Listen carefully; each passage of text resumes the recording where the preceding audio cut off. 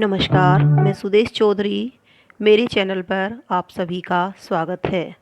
हमने अपनी पिछली वीडियो में पढ़ा था सामंतकालीन भारत और सामंतकालीन भारत के अंतर्गत हमने त्रिकोणात्मक संघर्ष के बारे में भी पढ़ा था।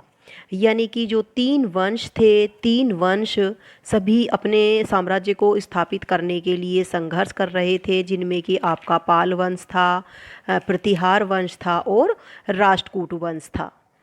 इन तीनों वंशों में प्रतिहार वंश ऐसा वंश था जिसने कि कन्नौज पर अपना जो है साम्राज्य स्थापित कर लिया था और इसने लगभग 150 वर्षों तक जो है इस पर शासन किया।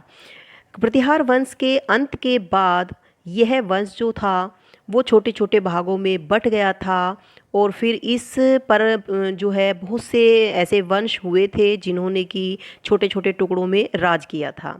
ऐसे ही कुछ वंश थे जैसे कि चालुक्य वंश, चंदेल वंश, चेदी वंश, परमार वंश, गुहिल वंश और चौहान वंश आदि ऐसे अन्य और बहुत सारे वंश थे। तो आज हम इन्हीं वंशों के बारे में बात करेंगे। जब हम कन्नौज की बात करते हैं तो हम देखते हैं जो कन्नौज है वो हमारे बिल्कुल जो भारत के नक्शे में है वो बिल्कुल मध्य में आता है, यानी कि ये मध्य भारत की एक स्थिति को दर्शाता है। तो मध्य भारत के आसपास के जितने भी क्षेत्र थे उन सभी क्षेत्रों में आसपास में जितने भी और वंश थे या राजा थे वो सभी जो है इस साम्राज्य पर अपना अधिकार कर लेना चाहते थे। प्रतिहारों के पतन के बाद उत्तरी भारत पर महमूद गजनबी के नेतृत्व में तुर्की लोगों के भी आक्रमण होने शुरू हो गए थे और प्रतिहार साम्राज्य के अलग अलग खंडों पर बहुत सारे जो है अलग अलग वंश जो है वो स्थापित हो गए थे और इन्होंने अपने अपने राज्यों को साम्राज्य का रूप देने के लिए आपस में ही संघर्ष करना शुरू कर दिया था। इस आपसी संघर्ष में उसने इस्लाम लोग थे, जो तुर्की लोग थे, जो भारत को चुनौती दे रहे थे, वो इस चुनौती को जो है स्वीकार करना भूल ही गए थे, यानी कि इस चुनौती पर उन्होंने कोई ध्यान ही नहीं दिया था। तो इसी श्रृंखला में हम सबसे पहले वंश को जानेंगे जो कि मध्य भारत के आसपास के जो क्षेत्र थे उन्हीं में जो ये सारे वंश रहे थे। सबसे पहला वंश आता है इसमें परमार वंश। इस वंश का शासन गुजरात के आसपास लाट व मालवा पर था। इस वंश का जो प्रथम शासक था वो था उपेंद्र राज असगिवा कृष्ण राज। फिर इसके जो और शासक हुए वो थे हर्ष टू, वाकपति, मुंजराल और सिंधुराज। सिंधुराज के बाद जो इस वंश का सबसे प्रसिद्ध और प्रतापी शासक हुआ था वो था भोज। इसने चालुक्य राजा विक्रमादित्य चतुर्थ को, कुलचुरी के शासक गंगदेव को पराजित किया था तथा चालुक्यों की राजधानी अहिलवाड़ा जो कि गुजरात में है उसमें लूटपाट भी की थी। फिर चंदेल राजा विद्याधर, चालुक्य शासक भीम द्वारा जब आक्रमण किया गया तो भोज की मृत्यु हो गई थी। भोज ने अपनी राजधानी उज्जैन से हटाकर धारा नगरी स्थापित कर ली थी। भोज का जो सेनापति था उसका नाम था कुलचंद्र। इसे उदयपुर प्रशस्ति एक जो काव्य ग्रंथ है उसमें पृथ्वी का अधिकारी भी कहा गया था। भोज को कविराज की उपाधि भी दी गई क्योंकि भोज ने बहुत से ग्रंथों की रचना की जिसमें कि सरस्वती, कंठाभरण एवं प्राकृत व्याकरण, अलंकार शास्त्र पर श्रृंगार प्रकाश इन्होंने लिखा था। पतंजलि योग सूत्र में श्रृंगार मंजरी, कर्म शतक व चंपूर रामायण भी राजा भोज ने लिखी थी। शैव धर्म पर तत्व प्रकाश, ज्योतिष पर भुजबल निबंध, चिकित्सा शास्त्र पर राजमृगात्मक एवं आयुर्वेद सर्वस्व तथा कोश रूप में शब्द अनुशासन एवं नाम मालिक लिखी थी। भोज के काल में जो धारा नगरी थी उसको सुंदर महलों और मंदिरों से सजाया गया। नगरी के चौराहे पर जो है 84 मंदिर बनवाए गए जिनमें शारदा सदन जो था वो बहुत प्रमुख था। भोज ने शाला महाविद्यालय का निर्माण करवाया था। यहीं सरस्वती कूप यानी अक्कल कुई भी बनवाया गया था। राजा भोज ने धारा का प्रसिद्ध लौह स्तंभ बनवाया और भोपाल के पास भोजपुर नामक नगर बसाया था और यहीं पर इसने भोज सागर नाम की एक झील भी बनवाई थी। भोज के बाद जो परमार वंश है इसमें प्रमुख दो और शासक हुए थे, जयसिंह प्रथम एवं उदयदित्य। उदयदित्य ने उदयपुर नामक नगर बसाया व उदय समुद्र नामक झील बनवाई थी। उदयदित्य के अभिलेखों में उदयपुर प्रशस्ति जो है वो प्रमुख है और उदयदित्य के पश्चात लक्ष्मण देव, नरवर्मा व यशोवर्मा आदि शासक भी हुए थे। जो यशोवर्मा था वो इस वंश का अंतिम शासक था। तो ये हमने जाना आज जो है पहले परमार वंश के बारे में। अब चलते हैं अगले वंश की ओर जो है गुजरात का चालुक्य या सोलंकी वंश। सोलंकी वंश का संस्थापक था मूलराज। मूलराज ने अपने मामा के वंशजों को मारकर जो है राज्य प्राप्त किया था। इसकी राजधानी अहिलवाड़ा गुजरात थी। इसने 996 ईस्वी में आत्महत्या कर ली थी। इसके पश्चात चामुंडराज, वल्लभराज, दुर्लभराज ने क्रमशः शासन किया था। इस वंश का जो सबसे प्रमुख शासक माना जाता है वो माना जाता है भीम प्रथम, जिसने कि 1022 ईस्वी में अपना शासन जो है स्थापित किया था और 1064 ईस्वी तक इसने शासन किया था। इसी की राजधानी अहिलवाड़ा को परमार वंश के राजा भोज ने लूटा था। इसने गुजरात में प्रसिद्ध सोमनाथ मंदिर का निर्माण करवाया था, जो कि सबसे एक प्रमुख बात है और याद करने योग्य बात भी है कि भीम प्रथम ने गुजरात में प्रसिद्ध सोमनाथ मंदिर का निर्माण करवाया था। महमूद गजनवी के आक्रमण के समय यह डर कर भाग गया था। कुलचुरी शासक कर्ण के साथ मिलकर इसने मालवा पर आक्रमण करके राजा भोज को मार गिराया था। इस वंश का जो दूसरा शासक था वो था जयसिंह सिद्धराज। इसने अपने राज्य को गुजरात से बाहर अवंती और जो अन्य राजपूताना प्रदेश थे वहां तक फैला लिया था। इसने चौहान शासक अर्नो राज्य से अपनी पुत्री का विवाह करके मैत्री संबंध स्थापित कर लिए थे। इसने अपने शासन के अंतिम दिनों में मालवा के यशोवर्मन को पराजित करके उसे अपना सामंत बना लिया था। जयसिंह सिद्धनाथ ने सोमनाथ मंदिर के दर्शन पर जो कर लगाया जाता था यानी तीर्थ यात्रा कर जो था उसको हटा दिया था। इसका प्रमुख दरबारी था जो कि एक कवि था, वो था हेमचंद्र। यानी हेमचंद्र नाम का जो प्रमुख कवि था वो जयसिंह सिद्धराज का दरबारी था। इसने आबू पर्वत पर मंडप का निर्माण करवाया था। इस मंडप में इसने अपने 7 पूर्वजों की मूर्तियों को हाथी पर आरूढ़ करके यानी हाथी पर बिठाकर स्थापित करवा दिया था। इसने 1113 ईस्वी में सिद्ध संवत यानी सिद्ध नाम का संवत भी चलाया था। सोलंकी वंश का जो अगला शासक था वो था कुमारपाल प्रथम। इसने 1144 ईस्वी से 1171 ईस्वी तक राज किया था। इसने सोमनाथ मंदिर का पुनः निर्माण करवाया था, यानी कि आपने देखा था कि 1025 ईस्वी में जो महमूद गजनवी था उसने सोमनाथ मंदिर पर 3 बार आक्रमण करा था और उस आक्रमण में जो है इस मंदिर को बिल्कुल ध्वस्त कर दिया था। तो कुमारपाल प्रथम जो है इस वंश का ऐसा शासक था जिसने कि सोमनाथ मंदिर का दोबारा से निर्माण करवाया था। इस समय जो इसका प्रधानमंत्री था वो था हेमचंद्र कवि, यानी कि आपने देखा जो इससे पिछले शासक के दरबार में जो कवि था हेमचंद्र, वो कुमारपाल प्रथम का प्रधानमंत्री था।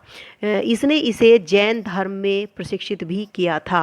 इसने निसंतान विधवाओं की संपत्ति जब्त होने का कानून रद्द कर दिया था।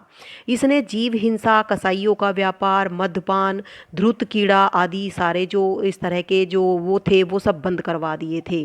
कुमारपाल के उत्तराधिकारी अजयपाल के समय में शैवों व जैनों के मध्य गृह युद्ध छिड़ गया था और इस युद्ध में बहुत सारे जैन भिक्षुओं की हत्या कर दी गई थी और जैन मंदिरों को नष्ट कर दिया गया था। अजयपाल की उसके सेवक ने छुरा भोंककर हत्या कर दी थी। 1178 ईस्वी में मोहम्मद गोरी ने गुजरात पर आक्रमण किया था और इस समय जो यहाँ का शासक था वो अजयपाल ही था।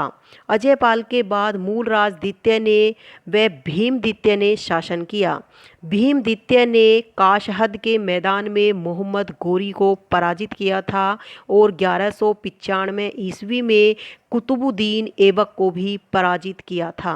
भीमद्वितीय ने इसे अजमेर तक खदेड़ दिया था और जो इस वंश का अंतिम शासक था यानी सोलंकी वंश का जो अंतिम शासक था वो था त्रिभुवन पाल।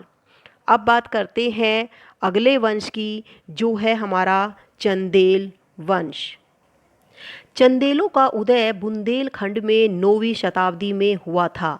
चंदेल पहले प्रतिहारों के सामंत थे और इनकी राजधानी जो थी वो थी खजुराहो। जनश्रुति में चंदेलों की उत्पत्ति चंद्रमा व ब्राह्मण कन्या के संयोग से बताई गई है। इस वंश का प्रथम जो ज्ञात शासक है वो नन्नुक है, फिर वाकपति और फिर जयशक्ति था। लेकिन इस वंश की स्वतंत्र रूप से जो स्थापना करने वाला व्यक्ति था वो था यशोवर्मा। चंदेल वंश का यह स्वतंत्र शासक था और खजुराहो के विश्व प्रसिद्ध मंदिरों का निर्माण इसी के काल में हुआ था। यानी यशोवर्मा ने ही खजुराहो के मंदिरों का निर्माण करवाया था।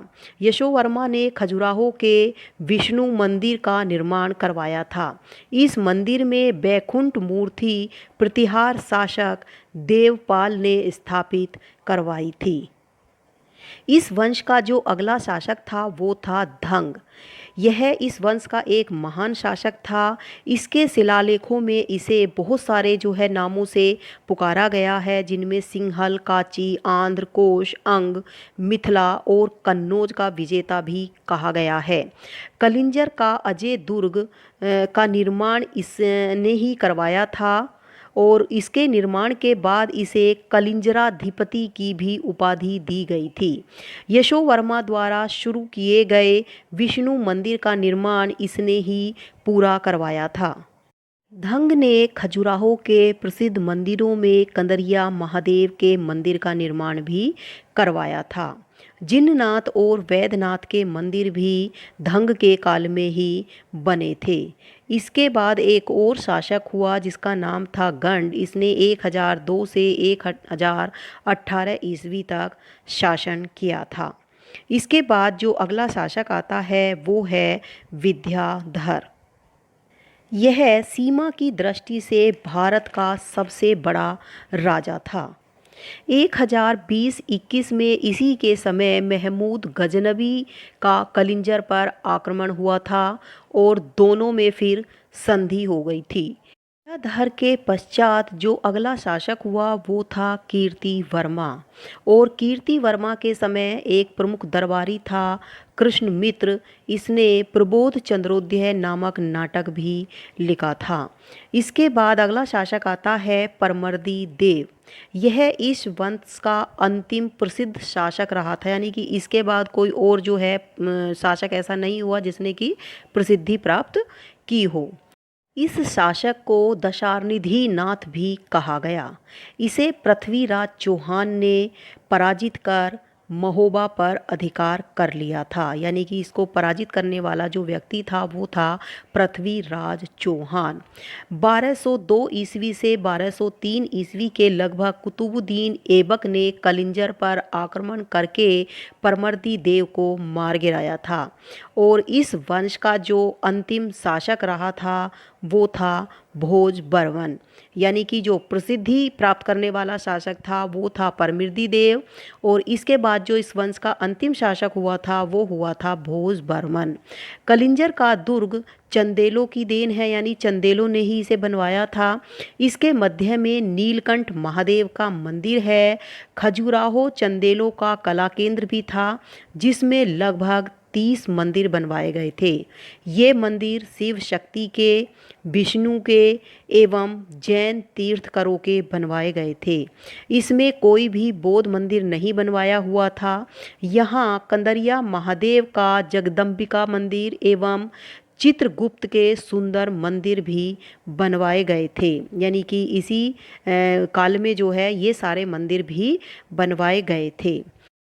चंदेल वंश के बाद हम बात करेंगे चौहान वंश की। हमने बताया था कि जब प्रतिहार वंश का अंत हो गया था तो उसके बाद जो ये पूरा साम्राज्य था ये छोटे छोटे भागों में बट गया था, और इन छोटे छोटे भागों में अलग अलग जो है वंशों ने शासन करना शुरू कर दिया था। तो ऐसा ही जो है एक क्षेत्र था अजमेर राजस्थान, यहाँ पर चौहान वंश का जो है शासन स्थापित हो गया था। चौहान के इतिहास से संबंधित अगर साहित्य साक्ष्य देखे जाएं तो वासुदेव को इस वंश का प्रथम शासक माना जाता है। स्वतंत्र शासक के रूप में सर्वप्रथम चौहान नरेश सिंह ने अपना शासन स्थापित किया था। चौहान वंश के अजय राज ने गजनी के मुस्लिम आक्रमणकारियों को पराजित करके अपने नाम पर अजमेर नामक नगर बसाकर उसे अपनी राजधानी बना लिया था। यानी कि अजमेर नगर बसाने वाला कौन था? चौहान वंश का अजय राज। इसके बाद बात करते हैं अगले शासक की, जो था विग्रहराज चतुर बीसल देव। यह इस वंश का एक महान शासक रहा था। इसने हिमाचल से विंध्याचल पर्वत के बीच सारी भूमि पर अपना अधिकार कर लिया था। इसने तोमरों को, गढ़वालों को, चालुक्यों को और पंजाब के गजनबी गवर्नरों को भी पराजित कर दिया था। इसने एक प्रमुख संस्कृत नाटिका लिखी थी जिसका नाम था हरकेली नाटिका। इसके दरबारी कवि संस्कृत विद्वान सोमदेव ने ललित विग्रहराज नामक नाटक लिखा था। बीसल देव ने अजमेर में सरस्वती मंदिर संस्कृत विश्वविद्यालय की स्थापना की थी। यानी कि सरस्वती मंदिर संस्कृत विश्वविद्यालय की स्थापना करने वाला कौन था? विग्रहराज चतुर्थ बीसल देव। इसने एकादशी के दिन पशु बलि बंद करवा दी थी। चौहान वंश का अगला शासक था पृथ्वीराज तृतीय। यह इस वंश का महान शासक था। मुस्लिम इतिहासकारों ने इसे राय पिथोरा की उपाधि भी दी थी। जो एक प्रसिद्ध महाकाव्य लिखा गया पृथ्वीराज रासो, उसका नायक भी यही था।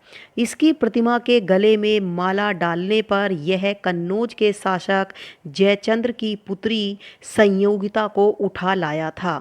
1191 ईस्वी में इसने तराइन के प्रथम युद्ध में मोहम्मद गोरी को पराजित किया था, लेकिन 1992 ईस्वी के द्वितीय युद्ध में यह गोरी से हार गया था और इसी युद्ध में इसकी मृत्यु भी हो गई थी। इसके दरबार में आए कश्मीरी ब्राह्मण जयानक भट्ट ने पृथ्वीराज विजय की रचना की थी।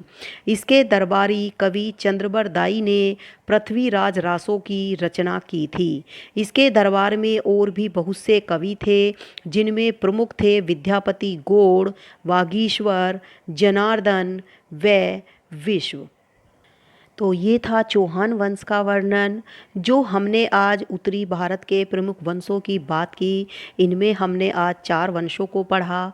इसके बाद और भी 3-4 वंश बच जाते हैं, जिसका वर्णन हम अगली वीडियो में करेंगे, क्योंकि यह वीडियो बहुत लंबी हो जाएगी। अगर आपको मेरी वीडियो पसंद आती है तो इसे लाइक और सब्सक्राइब ज़रूर करें, और इस पर कोई कमेंट भी लिख करके भेजें। तो इसी के साथ जो है हम इस वीडियो को यहीं समाप्त करते हैं।